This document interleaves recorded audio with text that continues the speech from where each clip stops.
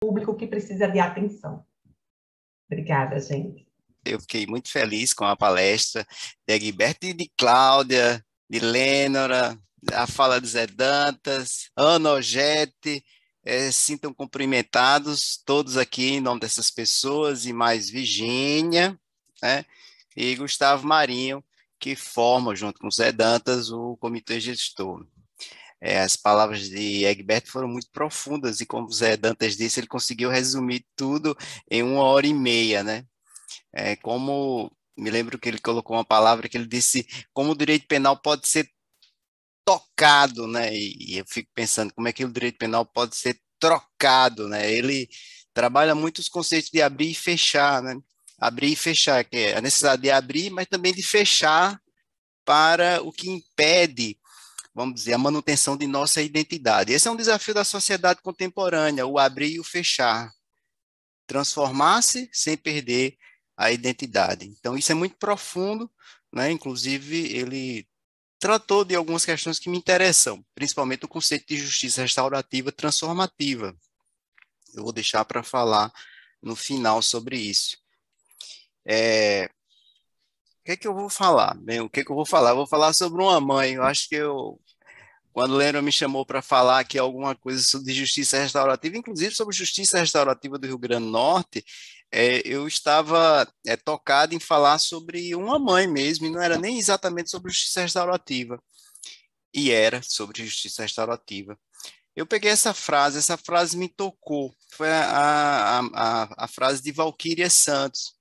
Valquíria Santos é uma cantora aqui do Rio Grande do Norte, e teve um trágico acidente de sua família, o seu filho suicidou-se, vítima, as causas estariam relacionadas com o bullying, né? Então, todo mundo sabe desse episódio aqui no Rio Grande do Norte, foi recente, né? E também do drama de Valquíria Santos, que era uma cantora conhecida, inclusive, né, o filho dela também era uma pessoa muito conhecida. A frase dela foi justamente essa: vigie, a internet está doente. E é exatamente isso que eu gostaria de pensar sobre isso, né? Sobre vigilância, né? E doença nas redes, a doença da rede. Eu talvez fosse melhor compreendido se a gente colocasse a frase como vigia, a web está doente. Então vamos compreender só o que é a web. Eu imagino a dor de Valquíria Santos em dizer essa frase. E aí, também agora, não faz muito tempo, outro episódio aconteceu aqui no Rio Grande do Norte, né? 3 jovens, um daqui e mais outros de Goiás, se uniram para realizar um massacre em uma escola do Rio Grande do Norte e também em uma escola de Goiás, acredito. Bem, a frase da delegada me chocou bastante. Esse trio, entre aspas, a notícia estava assim: esse trio estava arquitetando um atentado que ocorreria de forma simultânea em suas respectivas cidades. Eles, inclusive, chegaram a estudar massacres anteriores, como o de Columbine, ocorrido nos Estados Unidos, o de Suzano, em São Paulo, o de Realengo, no Rio de Janeiro, disse a delegada Joyce Coelho.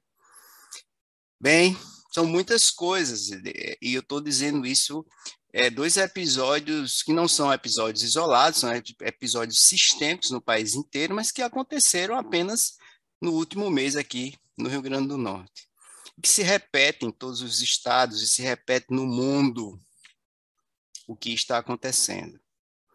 Precisamos vigiar, precisamos ser vigilantes e precisamos entender para onde está indo o conhecimento, e as pessoas que viveram mais sabem dizer o que eu talvez esteja tentando explicar e não conseguirei. Eu peguei 3 autores aqui, apenas para servir de sustentação, para refletir as palavras de Valquíria. O tempo é muito rápido e eu não teria como explicar o que eu gostaria, mas deixaria aqui a indicação de 3 livros. Peter Sloterdijk, Ira e Tempo, é um filósofo pós-moderno, interessantíssimo esse texto, um texto que reflete a ira, o pensamento de ira, da raiva, da dor, do ódio, da cultura, né, explorado desde a filosofia antiga. Sêneca tem um texto também, um livrozinho chamado Ira. Um outro autor importantíssimo para dialogar com Slordettai, eu sugeria A Imaginação Moral. Vamos falar um pouco rapidamente sobre esses 3 livros, e esse de Imaginação Moral é um livro base de estudos de paz, John Paul Lederer. E, por fim, um livro publicado agora, quentíssimo, saiu pela Universidade Federal do Rio Grande do Norte, é disponível, coloquei inclusive o link dele aí, ele é disponível digitalmente, é um livro não comercial e traz um diálogo. Ele foi publicado em 2012 na França e foi traduzido agora para o português pela Universidade Federal do Rio Grande do Norte. Um diálogo entre Edgar Morin e Peter Sloddertai. Tornar a Terra habitável. Né? Morin, que completou 100 anos agora recentemente, mês de junho, é um dos pensadores mais incríveis que a humanidade já produziu. Slordettai está na mesma linha. Bem, essas pessoas como Morin, né, que nasceu ele nasceu em 1922. Ele tem muita coisa a dizer. Ele passou por muitos traumas e deve escrever em torno dessas dores. O que é que a gente, do lado da justiça restaurativa ou da justiça penal, pode dizer? Bem, eu só tenho a dizer que sistema de justiça nenhum fecha feridas. E a modernidade é marcada justamente pela abertura das feridas, pela dor, pela má distribuição do sofrimento.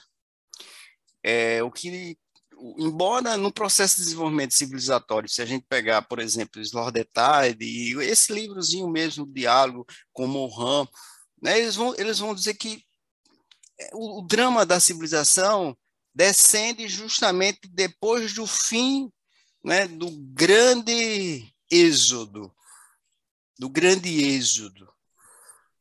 Os africanos resolveram deixar o seu território e se expandiram. 2000 anos antes de Cristo, se expandiram em muitas comunidades. Isso é o chamado grande êxodo. E o grande êxodo, em algum momento, ele chegou ao fim e gerou as comunidades. Esses pequenos povoados, grupos, tribos, pequenos agrupamentos passaram a formar o que hoje nós temos como civilização. E o que hoje nós temos como processo de desenvolvimento civilizatório. E o que hoje nós temos como todos os processos de violência são gerados a partir justamente do fim do grande êxodo.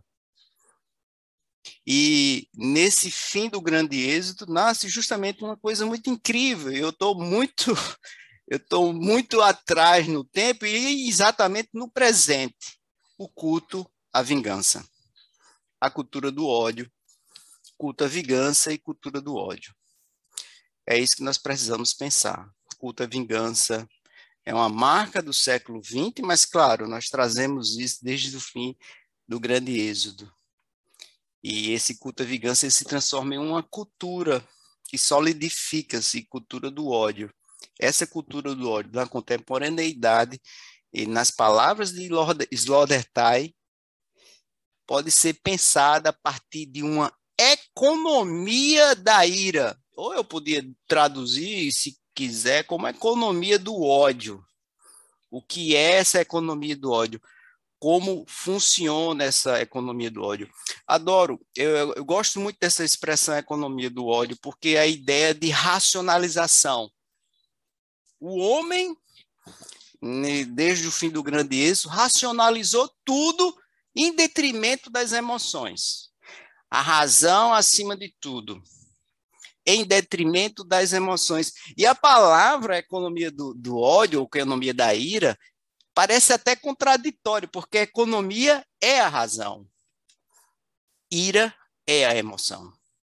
Como ter uma economia, uma razão Exatamente, é isso. Uma razão das emoções. Das emoções ou da violência ou do descontrole. É para onde nós estamos indo, ou para onde nós já estamos desde o fim do grande êxito em uma economia do ódio. Quais as consequências disso? As consequências disso já são anunciadas desde o budismo, desde o cristianismo. Bem, nós temos dezenas de autores e pensadores e filósofos, filosofias que denunciam os desastres da violência, os desastres do sistema de justiça criminal e as feridas que não são fechadas. Mas agora, no século XXI, nós chegamos, pelo menos os pensadores, Lodétai, Morin, nós chegamos no fim de uma história. Nós chegamos no limite do que o planeta pode fornecer. Nós estamos, segundo esses autores, no último momento de sobrevivência da espécie humana. E não temos como continuar a nossa jornada iniciada 2000 anos antes de Cristo sem transformação. Cultura é acumulação de dor. Cultura é violência. A cultura é produzida como um processo de acumulação de dor, de injustiça. E essas dores, os sofrimentos, as experiências coletivas traumáticas que se somam, que se transmitem de uma geração para outra, produzem memórias seletivas. Essas memórias seletivas produzem conceitos parciais, mitos, falsas crenças, dicotomias, pré-julgamentos, preconceitos, divisões de quem é o representante do bem, de quem é o opressor, de quem é o oprimido, e a gente assim vai separando e dividindo a humanidade e esquecendo que todos vieram do mesmo agrupamento humano. O desafio do século XXI, e aí sou eu que estou dizendo, e talvez todos os outros autores filósofos da contemporaneidade digam, já não são mais as feridas. As feridas já são vistas. As feridas nós já sabemos. Talvez sejam as feridas que não existem aos olhos. Essas são... esse é o desafio, as feridas que não são vistas. Eles não estão aí. John Paul Lederer vai justamente tratar dessas questões. Como ter uma visão para o invisível? Como superar o culto à vingança? Né? Como superar o culto à vingança? Existe uma tensão nesses processos civilizatórios, uma tensão entre cultura de paz e da não violência e a cultura de massa que produz o culto à violência e ao ódio. Existem grupos injustiçados, doloridos, sofridos, e existem grupos que acreditam que uns devem sofrer mais, e outros merecem mais ainda do que já têm. É nesse caldo de ódio e ira e raiva e de sentimentos reprimidos que surge a ira. A ira como cultura, nós chamamos de cultura de ódio. A cultura do ódio é a ira, é a raiva, é a indignação, a injustiça, o sofrimento solidificado, planificado ou programado em um projeto. Isso é cultura de ódio. A ira em um projeto. Existe um projeto de ódio, de cultura, formadora de uma cultura na sociedade. Eu não estou falando no Brasil, não. Estou falando na sociedade como um todo, no planeta. Existem bancos que estão acumulando capital Slordetal. E, ó, Slordetal, eu estou dizendo, eu estou diante de um filósofo. O ódio é um capital precioso para a política, e os políticos sabem disso. Eles investem e acumulam esse capital. E eles não só acumulam nessa economia do ódio, eles produzem bancos e mercados e mercadorias, e nós estamos consumindo o ódio. Valquíria Santos não sabe disso, mas nós estamos não só produzindo, mas consumindo o ódio. Como se faz isso? Isso é um projeto entre gerações, e não é um projeto de agora. E ele não terminou com a Segunda Guerra Mundial e nem começou com ela. Esses estoques, o tesouro da riqueza, que é representado pelo ódio, e que tem seus bancos, os seus think tanks, seus bancos e geradores de pensamento de ódio, suas instituições, seus organismos produtores de ódio estão em pleno vapor no século XXI. Justiça restaurativa? Como? Como? A justiça restaurativa diante dessa lógica, dessa racionalidade, é algo muito difícil de se operar, porque nós estamos dentro de uma economia de ódio em produção. É muito difícil, mas não é impossível. Nós sabemos disso. As organizações policiais, organizações criminosas, o romantismo da violência, os acumuladores da violência e os investidores individuais de ódio.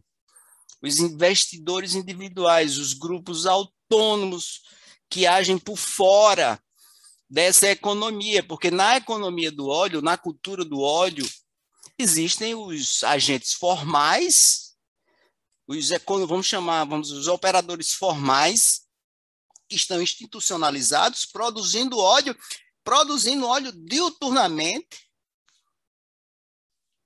Vocês devem saber quais são, eu também sei. Se não sabem, comecem a observar, porque eles são institucionalizados, eles estão em todos os lugares, eles estão na rede. Eles produziram já uma rede. E tem os informais, os autônomos, assim como os comerciantes autônomos, também nós temos os produtores de ódio, investidores no mercado informal de ódio. E quem sabe, se você não tiver cuidado e se observar, você ou eu posso estar, eu já fui, talvez sim, com certeza, não se sabe, eu posso ter sido um grande investidor de ódio, produzindo dor e acreditando que os investidores de ódio acreditam que deve haver uma igualdade planetária, mas uma igualdade planetária na dor. E eles promovem a distribuição igualitária da dor. E, evidentemente, esse mundo não vai dar certo. Seguindo esse modelo, é um mundo de produção de violência, de reprodução de violência. A grande questão, e eu já estou aqui bem slordetal mesmo, a grande questão é que o ódio ele tem uma característica, porque quando se exercita, ele se dissipa. Quando se exercita o ódio ou a ira, ele se dissipa. E quando eu estou falando aqui em ódio, em ira, em cultura do ódio, eu estou falando em um ódio que ele é indefinido, ele se opera sem uma pessoa certa. Eu não estou falando de raiva individual, ódio individual. Eu não gosto de alguém, não é disso. É um ódio que é difuso. Eu não sei exatamente para quem, mas que ele se reproduz, ou ele aparece em algumas relações de conflito, ele aparece o ódio. E veja, e como a justiça é equivocada, porque esse ódio que aparece, ele é impessoal, talvez, assim, aí na justiça ele é tratado como se fosse algo individual, se fosse um problema de duas pessoas. Como a justiça é incapaz de resolver feridas. Não é um problema de duas pessoas. Não estamos falando de um problema de duas pessoas. Inclusive, a própria justiça restaurativa às vezes, é enfrentada a dizer que isso é um problema de duas pessoas. E aí, justamente por isso, a gente precisa de uma justiça restaurativa que seja transformativa, que não veja as coisas como um problema de duas pessoas. Os investidores individuais do ódio, né, esses que saem aí, que causaram a morte depois de cyberbullying de Lucas, ou esse caso dos alunos que resolveram fazer um massacre numa escola do Rio Grande do Norte, inspirado em outros adolescentes que já fizeram o mesmo, esses são investidores autônomos, individuais de ódio. E para a cultura do ódio, esses investidores individuais, eles não são aceitos. Isso parece contraditório, porque para a cultura do ódio tem que haver, olha o que eu estou dizendo, e olha o que é que os filósofos dizem. Para a cultura do ódio ficar viva, o ódio tem que ser reprimido. O ódio tem que ser reprimido. E muitas vezes a repressão do direito penal ao ódio apenas aumenta a tensão do ódio. Então, é um meio termo, porque o ódio ele tem que ser alimentado. Eu não sei se, para quem trabalha com justiça restaurativa, eu acho que isso dá projetos incríveis. Ódio é uma planta que se alimenta. Mas quando ele se exercita, ele seca e morre. Então, é muito comum você ver as pessoas expressando ódio logo depois que são descobertas, ou depois que exercem seus atos de ódio, eles pedem perdão, simplesmente, parece que desapareceu o ódio. Para os investidores, os grandes investidores do ódio, isso não é bom. O ódio não deve ser exercitado, porque quando o ódio ele é exercitado, ele acaba. O ódio tem que ser alimentado. Então, como é que se alimenta o ódio? Com instigação e repressão.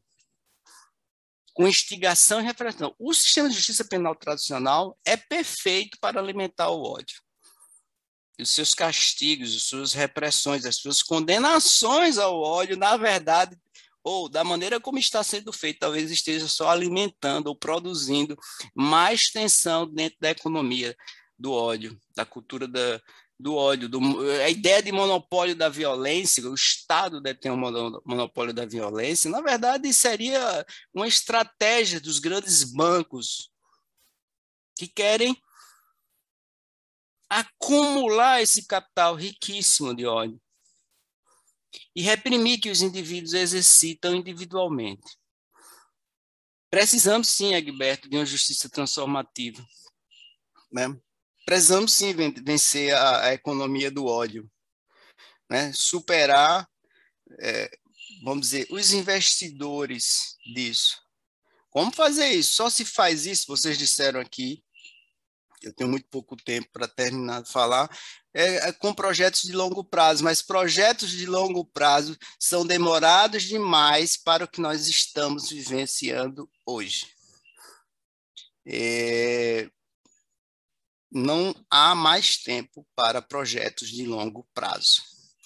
Não há mais tempo para denunciar o ódio. Não há mais tempo. Tudo que foi escrito agora será desperdício. Tudo que foi escrito agora sobre projeto estratégico de longo prazo, sobre vencer a cultura de ódio, será desperdício, porque não há tempo. O grande holocausto, não sou eu que estou dizendo, o grande holocausto, ou o fim planetário, o fim de Gaia, da ecologia profunda, já anunciada, é inevitável. Ele só não é visível ainda, mas quando ele se transformar em visibilidade, o planeta vai ter o seu segundo grande êxodo. As comunidades desaparecerão. A única saída é no plano individual. A única saída está no plano individual, no trabalho de formiguinha, porque projetos de longo prazo, talvez, ainda são necessários. Não sei se vocês estão querendo entender da maneira como eu estou falando, mas nós precisamos de projetos de longo prazo, mas as ações têm que ser de curtíssimo prazo. Tem que ser individual, no plano micro. Como fazer isso? Como fazer isso? Processos de paz são processos em rede. E aí eu peguei três palavrinhas, né? O tempo está esgotando. Três palavrinhas: web making, web watching e curiosidade paradoxal. Fazer redes, vigiar as redes e curiosidade paradoxal. Esse termo curiosidade paradoxal foi feito, é um conceito escrito por John Paul Lederer, no livro que eu fiz referência. Webmaking, né, fazer redes, é isso aqui que a gente precisa, construir redes. O que Valquíria Santos diz, nós precisamos vigiar a internet. Talvez ela tenha razão de certa forma, mas eu diria para a Valquíria, não adianta vigiar a internet, a rede. Nós precisamos ainda construir redes. Construir redes que não existem, ou que já existem. As redes que existem são as redes da cultura de ódio. Cadê as outras redes da paz? E curiosidade paradoxal diz justamente o quê? O que nós precisamos é produzir algo a partir do que é invisível. Pensar a não violência, pensar processos de paz é muito difícil, porque você vai ter que pensar projetos de longo prazo com ações de curtíssimo prazo e visualizar algo no futuro que é impossível com a análise do presente. Só se alcança essa curiosidade, ou seja, essa criatividade paradoxal, se a gente for indiferente com o que estamos vendo, diz Lederer. Ser indiferente olha, parece que tudo que foi escrito até então se dizia para a gente ser, não vamos deixar de ser indiferentes. E Lederer diz, não vamos ser indiferentes. Agora, é um tipo de indiferença. Vamos ser indiferentes com o que a gente está vendo, porque o que a gente está vendo só alimenta, se a gente for entender a violência, os círculos de violência, a gente reproduz a violência. Porque visivelmente nós somos convidados a reagir à violência com violência. Ser indiferente para a violência é a única forma de interromper o círculo. E isso é muito difícil. Isso é muito difícil. É muito difícil você entender que, eu estou vendo a violência, mas eu vou reagir diferente. Eu vou ser indiferente a essa violência que eu estou visualizando. Porque se eu for reagir à violência e reagir naturalmente com violência, isso não interrompe o ciclo se reproduz. Vou terminar aqui com um conceito de metamorfose. Eu peguei aqui, Edgar Morin esteve aqui em 1999, esteve na casa da Mãe Terra, lá no Parque das Dunas, aqui em Natal. Eu peguei a foto dele. E ontem eu fui, inclusive, visitar a casa da Mãe Terra, e trouxe um conceito interessantíssimo, porque Morin vai justamente trabalhar a ideia de metamorfose como um conceito de superação à ideia de revolução. A justiça restaurativa é uma justiça da metamorfose. Não deve ser, eu acho que não deve ser uma justiça da revolução. E aí, entender o que é revolução, Todo o século XXI é pautado pelas ideias de transformações, de mudanças, reformas e revoluções. Revolucionar é começar tudo do zero. Morin disse, não, nós precisamos de metamorfose. Não é começar do zero, é fazer o que a borboleta faz. Se transformar sem mudar a sua essência. É exatamente o que Egberto falou também. Nós precisamos abrir-se, mas sem se fechar a nossa identidade. Isso é metamorfose. Nós precisamos mudar tudo, mas conservar também. Precisamos conservar. E eu acho que conservar a Mãe Terra é um bom começo para a justiça restaurativa. É isso que eu tenho a dizer. Obrigado. Pela sua brilhante exposição, que nos trouxe muitas reflexões. Muitas, e que devem ser feitas a curto prazo, né? Não dá tempo de fazer a médio prazo.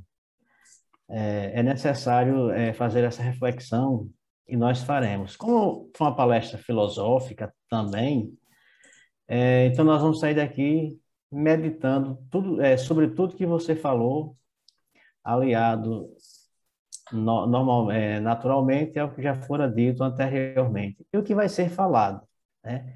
É por isso que nós agradecemos a sua presença mais uma vez como um dos membros integrantes do comitê e também como um dos responsáveis pela implementação da justiça restaurativa e também como representante do NUPEMEC, do Tribunal de Justiça. E quando eu disse que tudo que você falou agora merece reflexão com o que fora dito e com o que vai ser dito, eu aproveito